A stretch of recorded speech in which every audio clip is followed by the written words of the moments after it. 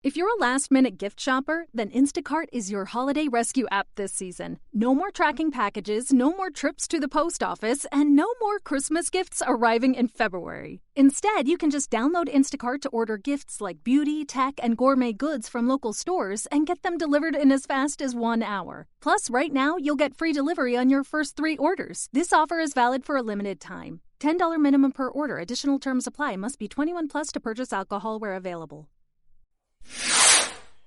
Llegamos a la actualidad.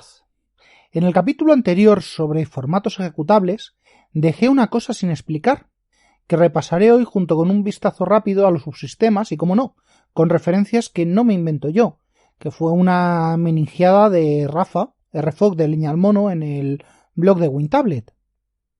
Queda muy poco que contar, puesto lo que era un palito con pocas ramas se ha convertido en un árbol inmenso con multitud de ramas que a su vez tienen más ramas. Si no se deja desbrozar, por lo menos vamos a mirar qué frutos da.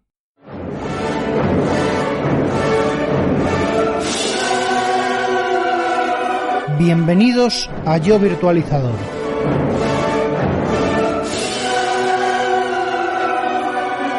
Tu podcast de referencia del mundo de la tecnología y de la virtualización.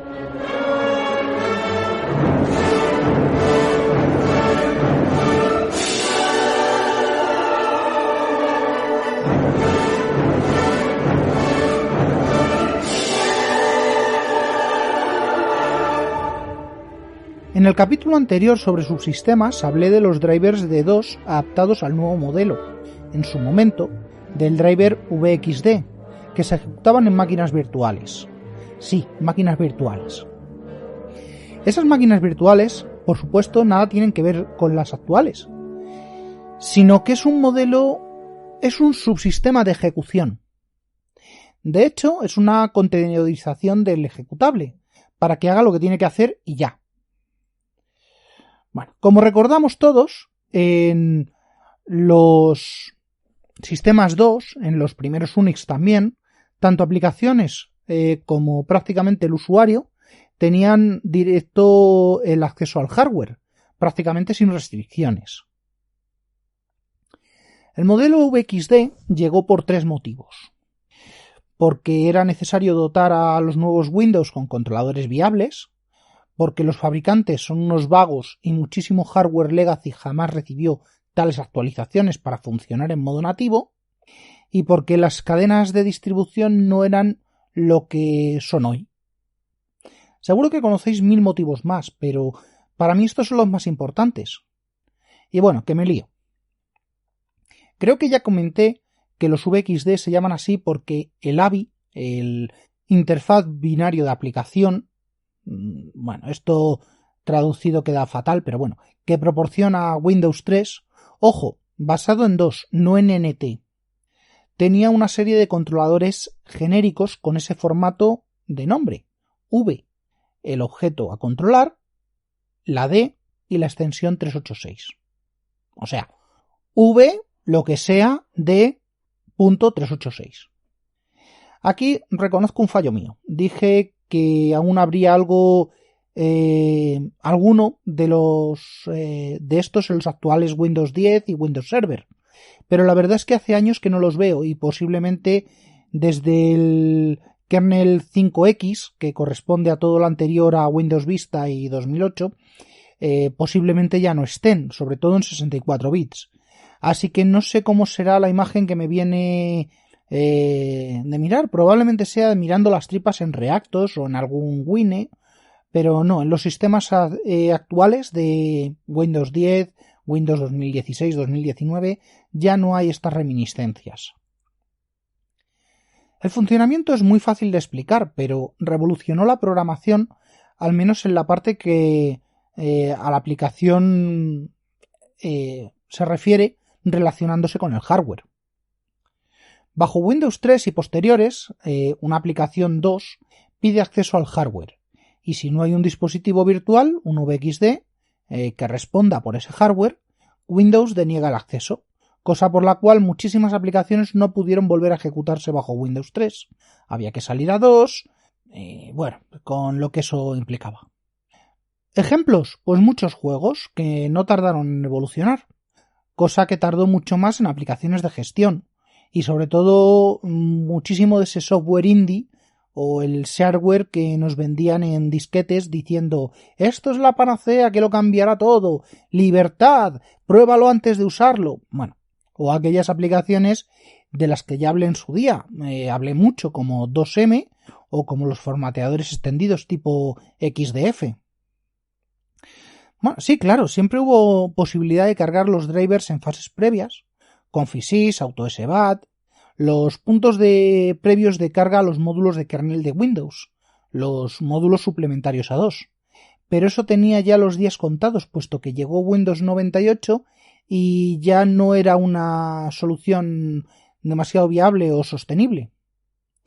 Bueno, que esta es una de las razones, la evolución del sistema operativo, pero hubo una razón de mayor peso y que también he comentado. Los micros, la arquitectura ya 386 de 32 bits estaba más que implantada y vigente. Como ya conté, una arquitectura de 32 bits ejecutando código de 16 no es lo óptimo, pues tiene que estar entra y sale, sube y baja, cambia de modo, obviamente no es óptimo. Windows, ya años después de la salida del 386, con su modo Windows 386, podía trabajar en modo protegido e invocar virtualización de procesos. Sí, como suena. El software nativo se ejecutaría dentro de un controlador llamado máquina virtual 2 y ese controlador hablaría únicamente con el sistema operativo. Y se tenía que pedir acceso a los recursos hardware a través del controlador VXD de turno si es que existía. Realmente esto no es virtualización como la conocemos hoy en día. Podría decirse que es una emulación asistida por hardware, dado que es el procesador 386 y sus siguientes quien proporciona la base para que el sistema operativo haga eso. Ya hablé de su modo virtual 86, el cual podía ejecutar en un entorno cerrado y controlado un proceso de modo real 8086, el más primitivo de todos los modos de trabajo de la arquitectura. Por mucho que esté conteneurizado de esta manera, virtualizado de esta manera, hay un gran problema de bulto, y es que en ese momento absolutamente todos los procesadores son mononúcleo y monoproceso. Soluciones, siempre las ha habido. Pasan por los métodos Unix de tiempo compartido, incluso el de cabeza de avestruz, o Windows, multitarea cooperativa.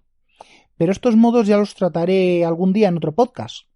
He recuperado apuntes de mi época de estudio de sistemas operativos y sorprende ver desde una perspectiva histórica cómo el software y el hardware no han cambiado demasiado en los últimos 30 años. Sobre esas soluciones me voy a quedar con las que nos tocan hoy aquí, que son las de DOS y las del ecosistema que evolucionó y sustituyó luego al núcleo de DOS. Estas soluciones pasan por el uso de VDM, Virtual DOS Machine. Ya he contado la implementación hardware, pero toda implementación hardware necesita un software que lo haga funcionar. Y tenemos al primero, Windows, y a otro del que ya he hablado, OS2. Pero los pioneros fueron otros. En concreto, la evolución de esto viene dada por la evolución de los escritorios. Sí, escritorios. ¿Sacaré algún nuevo capítulo de escritorios contando estas cositas? Bueno, mientras tanto vamos a invocar la historia y los porqués. El primero fue Xerox, que tan tontamente regaló a quien lo quisiera explotar y desarrollar su sistema DRI, el cual fue origen de tantos y tantos interfaces gráficos actuales. Lo siento, el primer interfaz realmente usable no fue el de Apple, fue el de Xerox. Ventura Publisher, hoy parte de Corel, lo extendió a todos los niveles y procesadores. Motorola 68000, con Amiga y Apple, Zilog, con Spectrum y CP/M, x86 con DOS, Gem, Concurrent, Vumax, pero también X11 de Unix y Linux, y OS2, Presentation Manager. Aún quedaría muchísimo para la parte de la interfaz de Windows, pero Se marcó un camino, se marcó el camino y el cambio en la forma de trabajo y la filosofía de trabajo. Y diréis, ¿qué cambió? Pues es muy sencillo, ya lo dijo IBM en su anuncio de OS2 Warp. Y mientras imprime, ¿qué haces?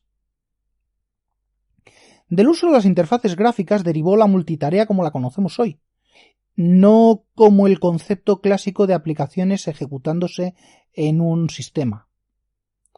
De hecho, la interfaz manda, la interfaz interrumpe, ejecuta, arranca y para.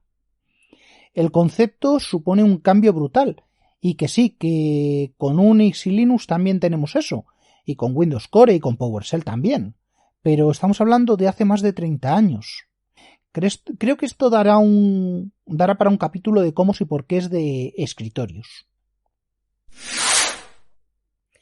Siguiendo con el tema, ya evolucionando de Xerox y Digital Research, sí, los de DDR2 fueron los primeros en la implantación de un sistema viable VDM, pero no en los grandes sistemas comerciales, sino en un nicho.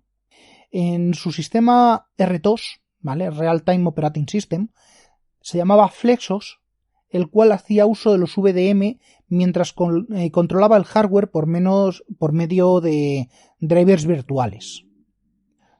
Estamos hablando de entre 1985 y 1990, con procesadores 286 y, bueno, ya los nuevos 386. En fin, ahora me diréis los de siempre, hay un pingüino en la luna, hay un pingüino en la luna, o un helicóptero con Linux en Marte. Bueno, ya sabemos que cuando ese tipo de sistemas R2 han sido parte de sistemas críticos, escala aviónica, navegación, pues esto ha sido de toda la vida, y su principio de funcionamiento, mucho más complejo de lo que he explicado aquí, tiene tanto en común que ni siquiera sería difícil, de hecho no lo es, desarrollar aplicaciones válidas en estos sistemas. Lo que pasa es que aquí hay unas reglas muy estrictas que hay que seguir, y no todas las aplicaciones las siguen. En fin, si el hardware de cientos de aparatos sigue siendo el que es, un 286 por ejemplo, o varios, en un sistema de control de flujo de aire en un avión, es porque tiene que ser así, aunque no sirva para mover un píxel en un teléfono de hoy. Las reglas de programación cambian, el hardware cambia. Pero como nos dijo una profesora de historia cuando estaba yo en el instituto, absolutamente todo ha evolucionado desde ese punzón que un día sacó un mono por accidente al chocar piedras. En esta historia tenemos 4 grandes familias dedicadas a VDM, y nos vamos acercando a la actualidad.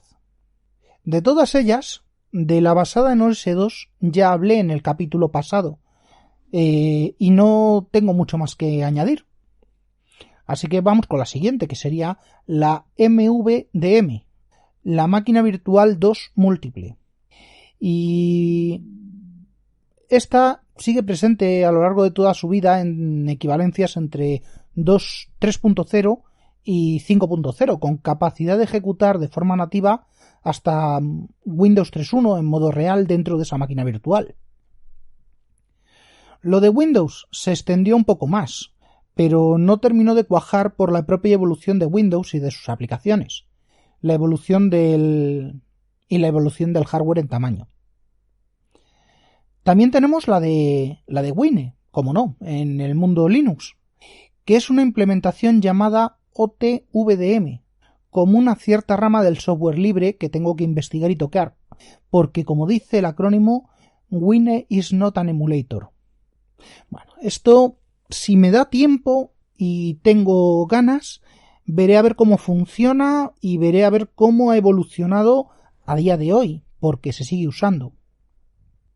Las VDM de 2 y de Windows 3.1 y 9X las voy a tratar juntas porque es el mismo concepto con 2 implementaciones diferentes. De las primeras, tal como dije, con DesView, Concurrent de Digital Research, hacen uso de las llamadas, de las hiperllamadas del procesador, empiezan a dar sus frutos permitiendo aislar máquinas virtuales y crear sistemas en tiempo real o sistemas multiusuario, actuando de hecho como un antecesor de los hipervisores actuales. Su programa supervisor es el que hace posible eso, cosa que nunca heredarían los dos de Microsoft, pero sí los de Digital Research, Caldera, SCO, Novell, y ahora que lo pienso, creo que también lo heredó Lantastic. Bueno, en fin, todo ello a raíz del mismo DR2 con distinto collar. De hecho, la gran mayoría de las veces que he visto implementado Lantastic ha sido sobre DR2. Bueno, ahí lo dejo. Otro para investigar. Claro. Y se me olvidaba IBM PC2. Pero bueno, a IBM le dejamos aparte porque su foco era OS2. Pues eso, que estas VDM eran segmentos del procesador en modo real que se comunicaban por el mecanismo de los VXD, ya en Windows, o a través de gestores de memoria extendida, como MM386, QMM, que por cierto usé hasta la saciedad, o los propios de Concurrent o de Novell, si no creo recordar, ya venía implementado en Novell 2 en la parte servidor. Esto permitía al programa supervisor mantener el control del sistema y poder cambiar de aplicaciones, con las limitaciones de, por ejemplo, tener ocupado el puerto de paralelo o tener acceso exclusivo al disco. Pero por lo demás, se pudo hacer mucho, como por ejemplo dejar al media player de turno reproduciendo un CD y escucharlo por la tarjeta de sonido, mientras el usuario mandaba un documento a imprimir y a la vez escribía texto. Bueno, realmente ese era el objetivo que no se hizo realidad hasta bien entrado el fin de siglo, con implementaciones ya decentes de los drivers y de las propias aplicaciones, permitiendo ya en Windows 3 o 9X o en OS2 2.1 y 3.0 Warp el cambio de aplicación en tiempo real sin la necesidad de terminar la aplicación. Ya hablaré en sistemas de lo que supuso los primeros pinitos de la multitarea cooperativa, la de DOS con DOS-Shell, o PC-Shell, o DESView, o el propio Windows 3, o las primeras preventivas de OS2. Incluso ese intento de meterla en Windows 9X que se lograría finalmente con Windows 98 segunda edición. Bueno, pues junto con el respeto por parte de los desarrolladores de las normas para que esa multitarea fuera posible, ese subsistema, basado en máquinas virtuales VDM, fue inicialmente lo que trajo al mundo x86 todo esto de forma extensiva. No he metido en el mismo saco a lo que en paralelo fue Windows NT, proyecto desgajado de OS2, porque su evolución fue tan diferente de DOS como su concepción y arquitectura. Algún día hablaré de lo que fue todo el origen de OS2 y de NT. Para empezar, se trata de un sistema de 32 bits reales, pero claro, había que poder ejecutar código heredado de 16 bits. Bien, con todas las pistas, solamente falta el nombre. Y fue NTVDM, que ya estaba presente en NT3.1, el heredero directo de lo que sería la MVDM de OS2.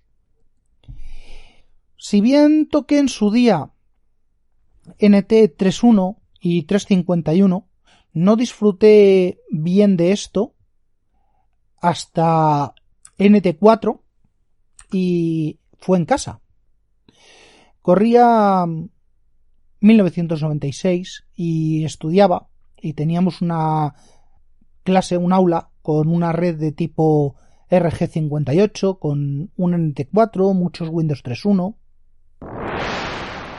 Bueno, pues eso, que me lío.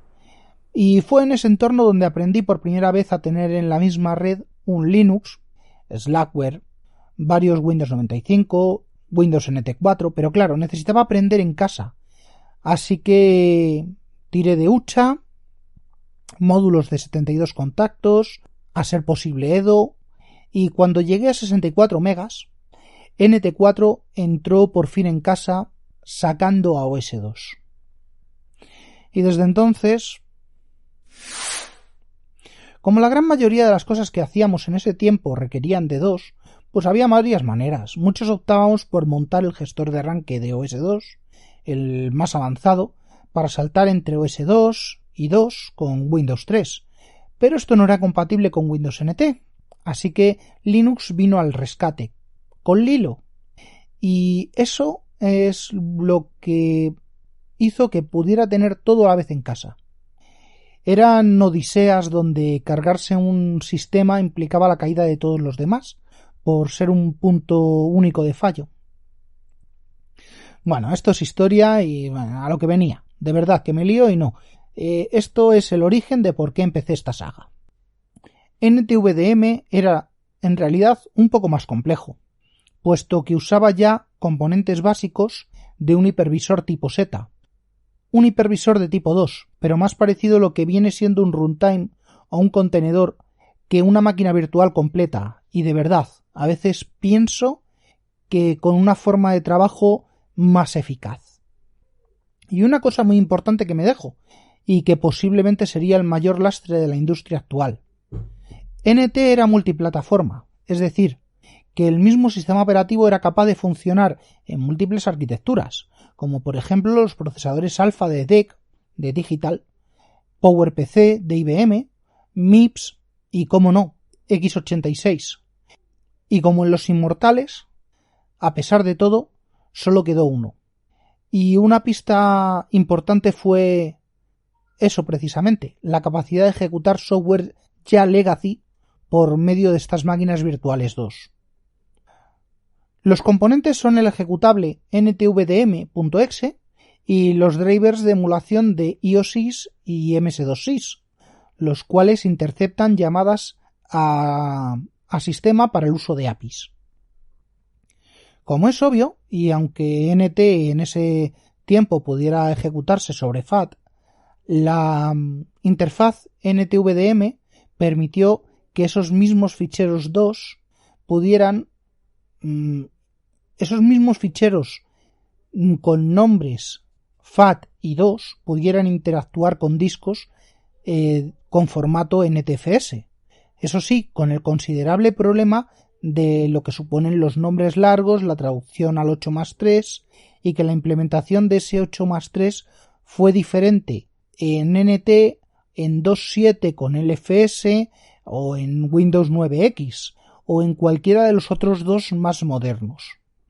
Y lo épico y jocoso que resultó ir buscando así los datos entre ellos. En cuanto al uso de recursos, esto estaba limitado, puesto que los drivers ya no funcionaban exactamente igual. Al tener el nuevo Windows Driver Model, WDM, y luego Windows Device Driver Model, VDDM, con lo que, cosa con la que no me meteré hoy, sé que se merece un tratamiento aparte, en lugar de todo esto en lugar de los VXD. Y a pesar de todas las emulaciones, todas las traducciones, como que todo lo que levantase tenía que ser con emulación de PMI, lo cual ya excluye gestores de memoria, extensores. Bueno, pues esta máquina virtual también, además de la DPMI, tenía emulación Sound Blaster, dio un impulso enorme a juegos que hasta ese momento no eran operativos.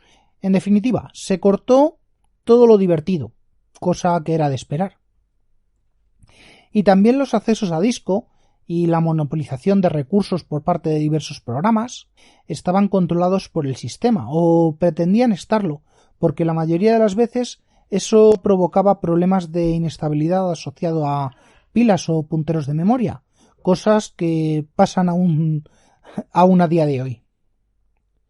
La gestión de todo esto la realizaba NTVDM por medio de un único proceso con el ejecutable, y tantos procesos como aplicaciones dependieran de los diversos hilos generados por NTVDM, con lo que un fallo en una de las aplicaciones podía provocar la caída del proceso y del resto de los VDMs, pero con poca o nula afectación al sistema operativo, lo cual supuso un avance brutal, puesto que Windows 9X eso mismo suponía una enorme multitud de pantallazos azules que acababan siempre en botonazo. También permitía que las aplicaciones trabajasen en multitarea cooperativa dentro del proceso NTVDM y que a su vez tenía la posibilidad de trabajar en multitarea preventiva, multitarea ya real, con el resto de aplicaciones de NT reales. Eso es historia. La realidad, bueno, es un poco más sucia, pero no estamos aquí para eso. Estamos hablando de Windows NT y llegaría un día que en OS 2 nacería un hipervisor de tipo 2, ya real, del cual derivan cientos de productos sumamente extendidos por el mundo, pero eso es otra historia y no es un subsistema. En Windows 2000 y 2003 todo siguió más o menos igual, pero llegó el momento de fusionar todos los Windows y matar de una vez a los sistemas de 16 bits, y eso se llamó XP. XP sigue siendo de 32 bits, por lo que esto sigue siendo técnicamente posible, y de hecho es la continuación de esa caída sostenida de retrocompatibilidades soportadas por los Windows de NT 3, 4 y 5, que están superadas de nuevo por la evolución del hardware. Como ya comenté en su día, todo esto es válido para procesadores de 32 bits en modo real, pero la arquitectura de 64 bits, basada en AMD 64, Intel chúpate esa trabaja en modo largo de 64 bits, con lo cual, por diseño, imposibilita entrar en modo virtual 86. Bueno, no lo imposibilita, pero obliga a pasar por un reset. ¿Qué supone eso? Pues que en sistemas de 64 bits dejó de existir este subsistema NTVDM y pasó a trabajarse con otros componentes y otros conceptos. Para ir terminando, voy a meterme a bucear en las tripas de Windows, en esa arquitectura que ha hecho pasar de un Windows que cabía en 7 disquetes a uno que necesita un pincho de 8 gigas. Lo primero, nos encontramos al sistema nativo, el cual reside en, habitualmente, c:/Windows/System32. Y esto es así por retrocompatibilidad. Ahí está el núcleo operativo de todo el sistema, además de lo que está en la raíz. Adicionalmente, tenemos una carpeta en c:/Windows/syswow64, otra en c:/Windows/syswow y otra en c:/Windows/System. Esto es muy simple. WoW significa Windows on Windows. Y cada una es un nivel de un subsistema Windows para una arquitectura concreta. La primera, syswow64, es la que nos va a dejar ejecutar aplicaciones de 32 bits en un sistema de 64. Es quien proporciona la retrocompatibilidad con binarios y llamadas al API de librerías compiladas en 32 bits. Esto es así por la grandísima planta de software de 32 bits y de controladores aún existentes en este tipo. Ahí hay una librería interesante que se llama NTVDM64.dll y es el módulo responsable de todo esto.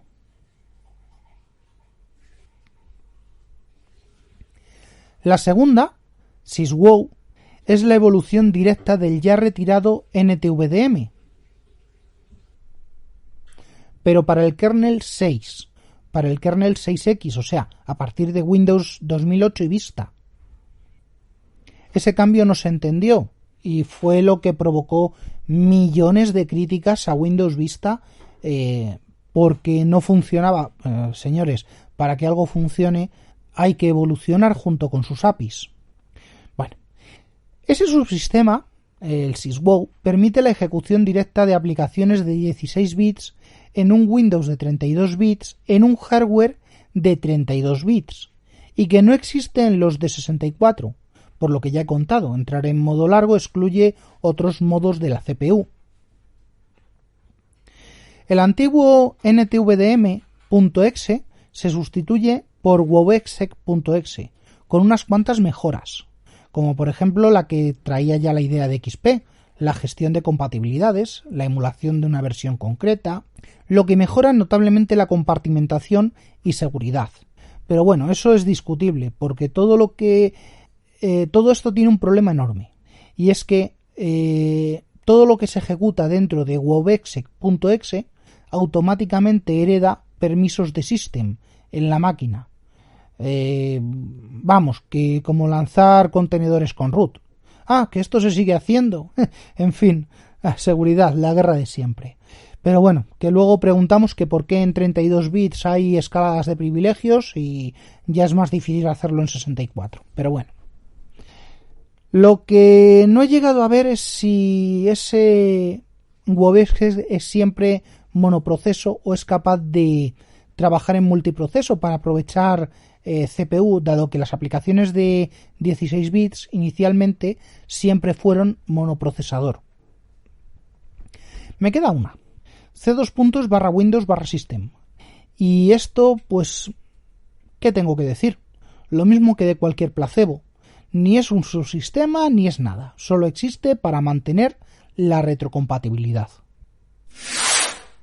Hasta aquí tenemos bien hilada la historia y un Windows con capacidades extendidas. Pero vienen nuevas curvas y se llama procesador ARM, lo cual supone un cambio de arquitectura desde la x86 que mató a todos sus congéneres nacidos de NT y que vuelve ahora a abrir sus brazos a esta conocida arquitectura. Como dije al principio, Rafa ya vaticinó lo que sería el futuro y lo hizo a su manera en el artículo de WinTablet llamado Emular x86 en ARM. Dejaré el enlace para luego en la descripción. La verdad es que cuando me instalé el primer Windows ARM en una Raspberry 3 y ahora el SXI ARM sobre una Raspberry 4, no puedo dejar de seguir asombrándome de la realidad desvelada tanto tiempo antes de que sucediera. Y es que en esta arquitectura Windows no solo existe de 64, no existe de 32. Y es o debería ser nativo de ARM, AArch64 o ARMv8, cosa para la cual tengo mis reservas. Bueno, pues que con mis sistemas instalados eché un ojo y descubrí la existencia de un directorio llamado c2./Windows/syswobarm, lo cual me hace intuir que existe un subsistema, el cual no conozco ni su arquitectura ni su funcionamiento, y que permite la ejecución de una máquina virtual x86 de 64 bits en un procesador ARM. El ejecutor es ese código que debe poseer un mecanismo parecido al ya descrito en NTVDM y que seguramente sea wobexec.arm.exe o algo parecido, y que lamentablemente está muy limitado de capacidad por las restricciones nativas de dicha arquitectura, la de los syswow. Y seguramente sea monoproceso, lo cual no justifica, salvo que sea estético, que en las pruebas se reparta la carga a lo largo de todos los cores, o eso, o que se esté haciendo la emulación, se esté haciendo a la emulación saltar entre todos los cores de forma que se reparta la carga y la ejecución, cosa que se ve en el gestor de rendimiento en forma de tiempo dedicado a la interrupción, tiempo que gastará el supervisor en asignar la asignación de recursos del sistema. Bueno, pues eso es todo. Tocados todos los subsistemas, todas las vías de retrocompatibilidad, ya solo queda cerrar un par de cosas que le faltan a la saga: envolverla y entregarla como lista de reproducción completa. Ya lo haré. Hasta la próxima.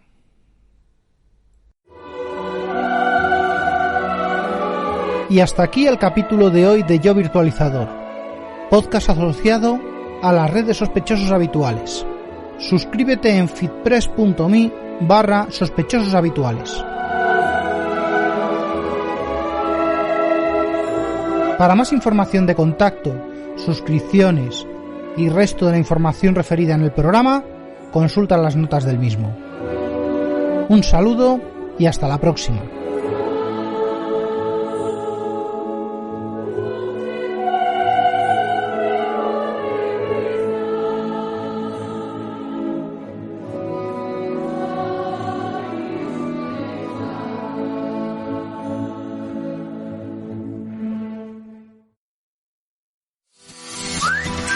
Maratón Pod está en marcha. Los días 17 y 18 de abril de 2021 tendrá lugar una nueva edición. Compartimos nuestro tiempo y juntamos nuestras voces para ofreceros 36 horas de podcast en directo. 36 horas de podcast en directo. Nos podrás seguir a través de nuestra radio online en www.maratonpod.com y en nuestro canal de YouTube. Comunidad Podcast en estado puro. No lo olvides, Maratón Pod 21, 17 y 18 de abril. Te esperamos.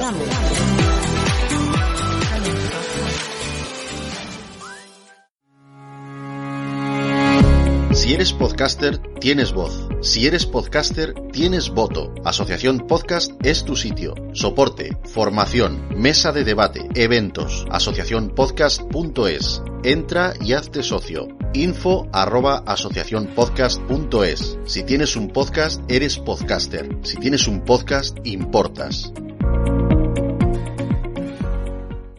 Why don't more infant formula companies use organic, grass-fed whole milk instead of skim? Why don't more infant formula companies use the latest breast milk science?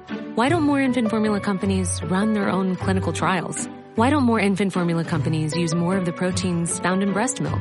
Why don't more infant formula companies have their own factories instead of outsourcing their manufacturing? We wondered the same thing. So we made ByHeart, an infant formula company on a mission to get a lot closer to the most superfood on the planet, breast milk. Our patented protein blend has more of the important and most abundant proteins actually found in breast milk.